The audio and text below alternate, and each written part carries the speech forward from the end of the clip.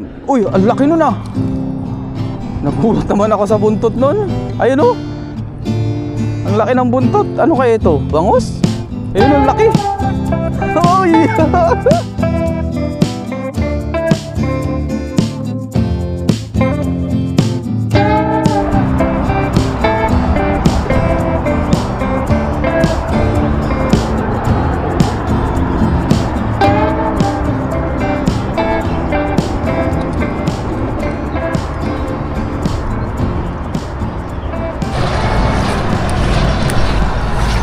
Magandang araw po sa ating lahat. Ngayong araw po na ito ay tayo magpapandaw po ng ating pamante. Yung nilatag po natin kahapon. Balikan na po natin ngayon.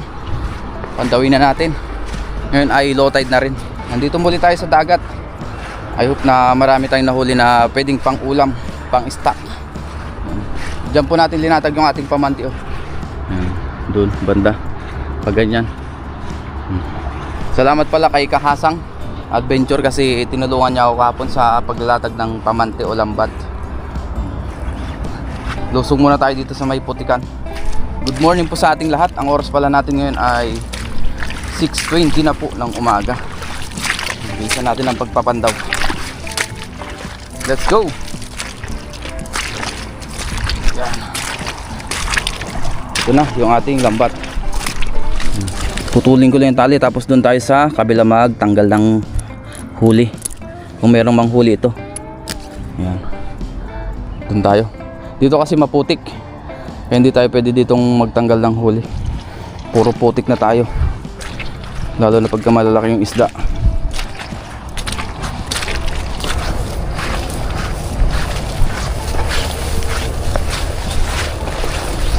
Ngayon po ay nandito na tayo sa kabila. Ating nilatagan na lambat. Yung ating lambat pala ay napunta sa malalim. Kaya gumawa ko ng ayan, pang ano natin, pang batak natin. Malalim po dyan. Ayan, lagpas tao na po dyan, napunta dyan.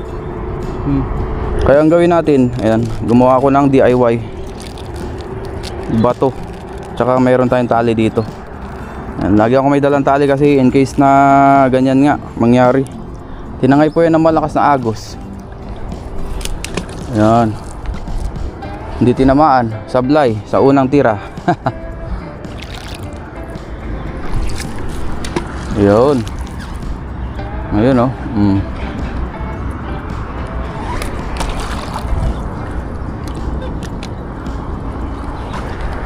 Ayan. Ganyan lang po ang ginagawa natin pagka napupunta sa malalim yung lambat natin. Kaya malaking tulong lang meron tayong tali para hindi na tayo maghanap pa, magagilap.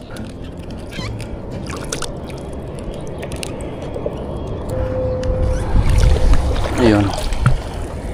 Tapos itong ating pabigat, tanggalin na natin ito kasi lagayan po natin ito ng huli kung meron mang huli.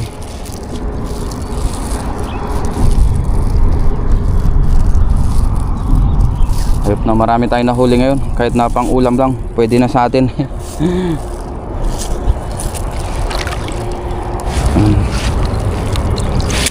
Dito muna yung ating lagayan.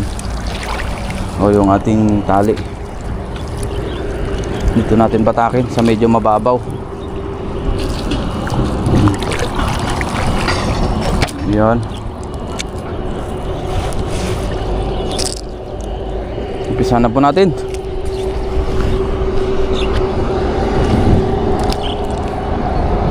Itong lambat pala natin ay 60 meters po ito. Kung tutuusin, maikli lang. Wala pang 100 meters. So sunod, bili ulit tayo ng isa pa para pagdugtungin natin para mas maraming mahuli. Ipon-ipon muna tayo. Ayan. Ayun, meron ditong isa. Kabasi yata yan na malaki. Yung mga kabasi nahuhuli rin po dito na malalaki. Ayan o. Parang merong ano na naman tawag dyan, lifty kung tawagin nila. Yung kabasi, one down. So may lifty dito. Lifty. Ayun oh, lumusot na pala. Good size na po yan. Patay na rin, tsaka mataba-taba. Kaya kunin na natin. Lifty. May batik-batik kamukha ng kitang na isda. Uy, meron dito. Ano to? Namumuti ay no? Ay, bulan-bulan. Biyaya. Ayan o. Sumabit lang. Bulan-bulan. Malaki-laki na rin po ito. Meron pa dito yata. Ayan o. Uy, may hipon. May kasamang hipon. Sana hindi makawala. Ayan o. Medyo malaki-laki pa namang hipon ito. Malaki talaga po. Sarap yan pang sinabawan. Taba. Baka makatalon pa ito. Meron pang kabasi dito. May kasamang kabasi. Malalaki yung kabasi dito. Hindi gaya nung nahuhuli natin dun sa kabila. Medyo ano siya, mas maliliit dyan.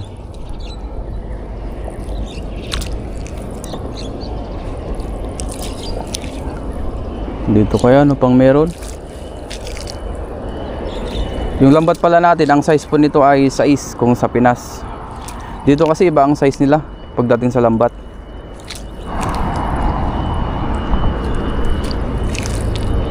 Ayan na. Wala pa rin dito ah.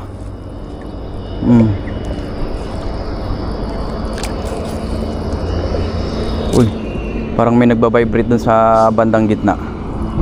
Dandahanin natin, baka makawala. Ayun, meron nga. Ano kaya yun? Ah, talaba pala. Ay, hindi to. Ito yung nagbabibrate, talakitok. Ayun o, talakitok. Ano yung kasama? Talaba ay tahong. Ganda pa ng tunog. Ito masarap pang sinabawan.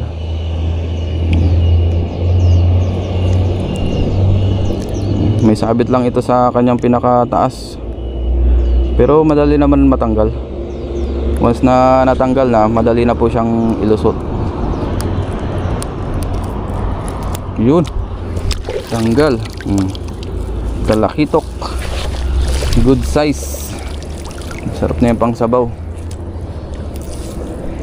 Sabawan natin.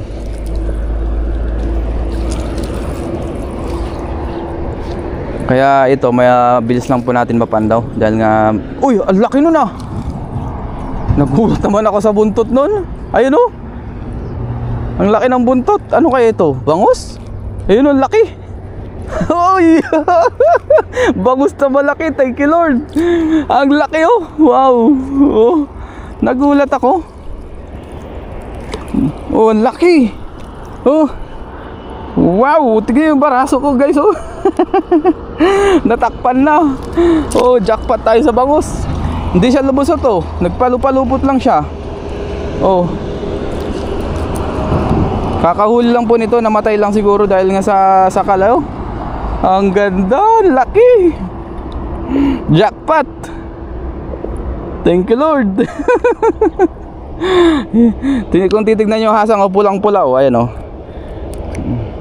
Kakapatay lang po nito.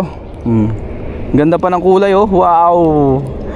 Sa wakas nakahuli ulit tayo ng ganito kalaking bangus. Tagal-tagal na rin po tayo hindi nakakahuli nito. Ilang buwan na rin. Wow. Hindi ako makapaniwala. Yung ganito po kasi kalaki sa palengke, sabihin ko na rin po sa inyo kung magkano ang presyo. Nasa 200 po. Yan, 150 to 200. Depende, nagbabago-bago siya. 150 NT to 200 NT. No. Kung katumpas po nun sa peso ay nasa siguro ano 300 pesos to 390 pesos, mga ganon. Yung isang ganyan. Per piece po kasi doon. Yan.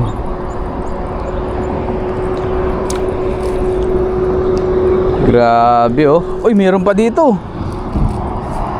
May nagbabibrate pa. O sabit lang. Yan. Dinadaan-daan ko na po kasi baka makawala yung huli. Ay, ito meron pa nga oh. Ayun oh. Ano to? Bangus ulit? Ay, hindi, bulan-bulan. Sumabit lang yung ulo niya oh. Ito patay na rin oh. Ayun oh. Malaki rin pong bulan-bulan. Thank you Lord. Meron pa dito. Ito pa. Bangus yata ulit ito. Ay hindi, kabasi. Gaya kanina nung sumabit yung malaking bangus, pagka binilisan natin ng hatak, maaaring tanggal yun o maaaring matanggal yun sa lambat kasi nga hindi siya lumusot, nakapulupot lang. Siyempre yung lambat nababatak pagka sobrang lakas ng hatak o mabilis. Yun oh, kabasi. Dito kaya meron pa. Meron pa. Ayun oh, yun. Ano to? Ayun, hipon. Baka makatakas. Yun, huli. Oy, dalawang hipon. Thank you Lord sa mabiyayang araw. Nakadalawang hipon tayo. Malaki-laki rin po yan. Ito, kabasi pa.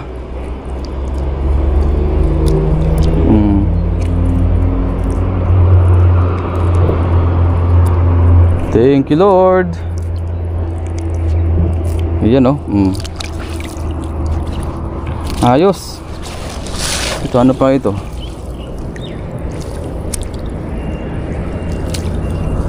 Meron pa dito eh.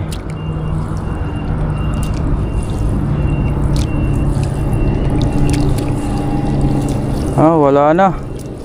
Okay, wala na po. At least nakahuli tayo ng ganito karami. Ayan oh. May bangus pa na jackpot. Thank you Lord sa mabiyayang araw talaga. The best. Jackpot tayo ngayon. Ayusin ko lang po itong aking lambat.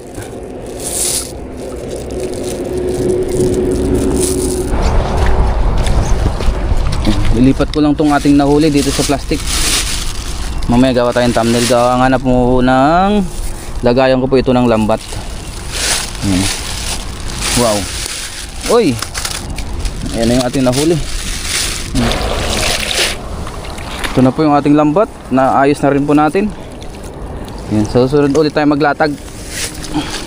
Ayan. Susunod naman na araw.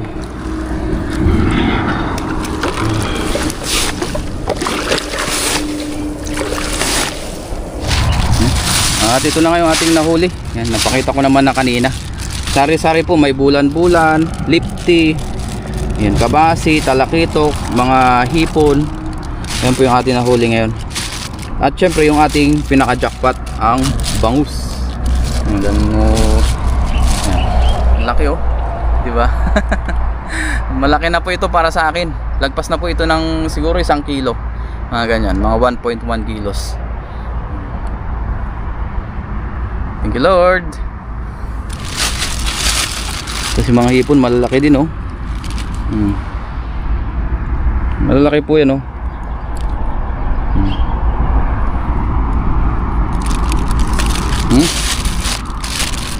Ayos. So uwi na rin po ako para makapagluto pa. Thank you Lord sa mabiyayang araw sa ating pangingisda.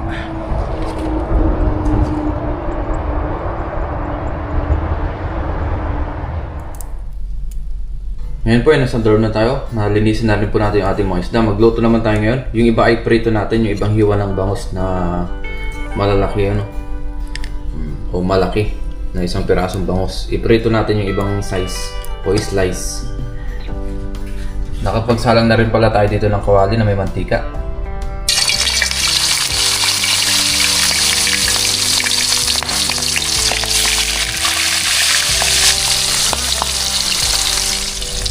At habang tayo nagprito dito ng ng bangus. Dito naman sa kabila ay magsinabawan po tayo. Magsigang tayo. Maglagay na tayo ng luya, bawang, ay wala palang bawang, sibuyas, tsaka kamatis. Pakuluan muna natin. Kuha lang ako ng talbos doon ng kamote sa bakuran. Habang tayo nagpapakulo at nagpiprito. Kuha na po tayo ng talbos ng kamote dito sa ating tanim na kamotihan. Ayan.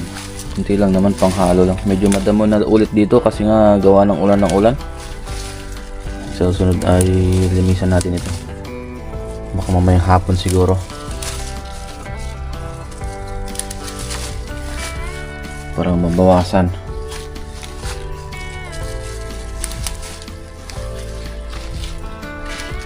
Ayan.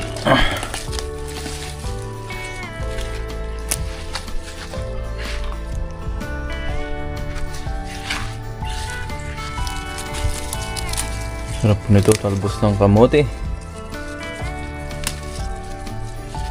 Biyaya po ay mayroon tayong tanim dito sa bakuran na pwedeng pagkuhanan.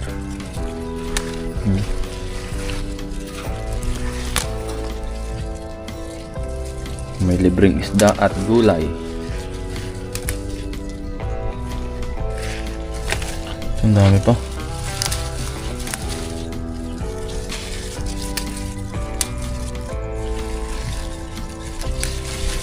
Okay na po ito. Ayan. Panghalo natin sa sinigang. Tapos meron pa tayong prito. Luto na po yung ating pritong bangus. Ngayon naman ay yung ating sinigang. Tuluan na po. Lagay na po natin yung ating mga bangus, talakitok, at yung hipon. Yan po ang ating isisigang ngayon. Ayan, oh. Wow, sarap. Ngayon po ay kuluan na. Linagyan na rin natin ng asin. Maglagay na tayo ng sinigang mix. Lagay na po natin yung ating talbos ng kamote. Yan, ang huling ingredients. Isang kuluan na lang po yan. Luto na rin po yung ating sinigang na isda tsaka hipon. Kain na rin po tayo. Ngayon po ay kain na tayo. Nakapagluto na po tayo. Yung prito tsaka sinabawan. Tapos may sausawan po tayo dito. Lord, maraming salamat po Panginoon sa pagkain na sa aking harapan. Maraming salamat po sa aking nahuli na isda. At basbasan niyo po yung pagkain na sa aking harapan na way magbigay sa aking physical na pangatawan ng kalakasan. At ganun din po sa aking mga viewers, sa aking pamilya. Ingatan niyo rin po sila sa araw-araw in Jesus' name. Amen. Tara po, kain tayo. Prito at sinabawan. Hipon. Mamaya po tayo bawi ng kain na marami. Pero marami na rin po ito. Yan. Itong ating umagahan.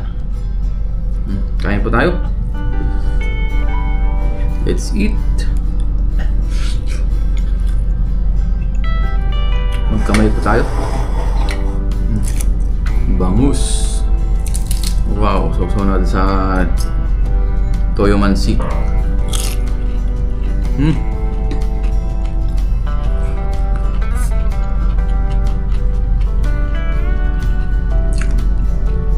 Prito pa lang.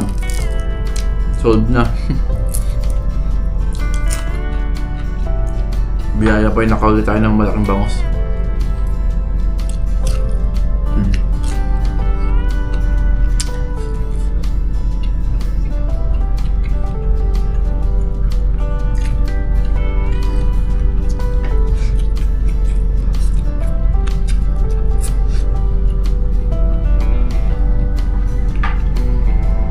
Matagal-tagal din ba kung hindi nakahuli ng ganito kalaking bangus sa pamante?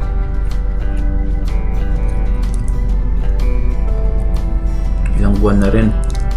Biyaya ngayon ay nadali natin.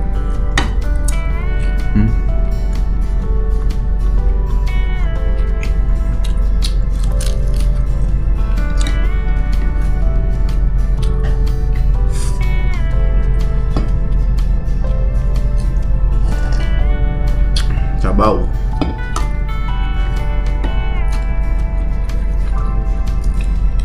Wow. Mas may hipon pa tayong kasama, oh. O naisama na nahuli. Lalaking hipon. Sarap. Ang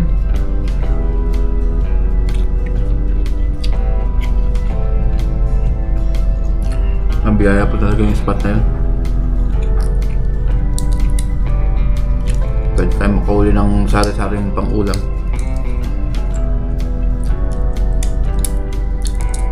Basta seafood.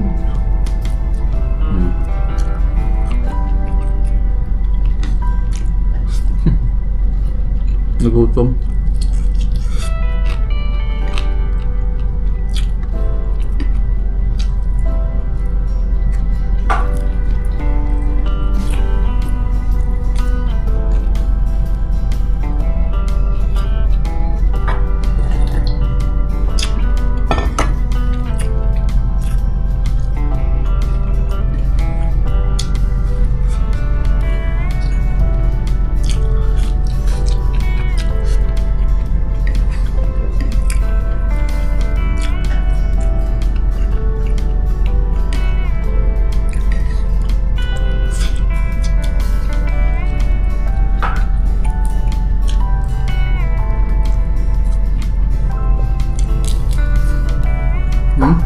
Pasarap na. Muli, maraming salamat po sa inyong pagsama sa ating simpleng fishing adventure po sa dagat.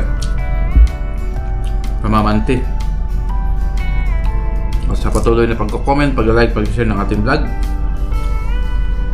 Nakakapag-upload tayo araw-araw ngayon kasi marami po tayong oras sa fishing. Nakapag-fishing tayo ng weekdays. Dahil nga wala po akong utos sa umaga. Sa gabi na po tayo nakapag-ote o hapon. Hapon hanggang gabi.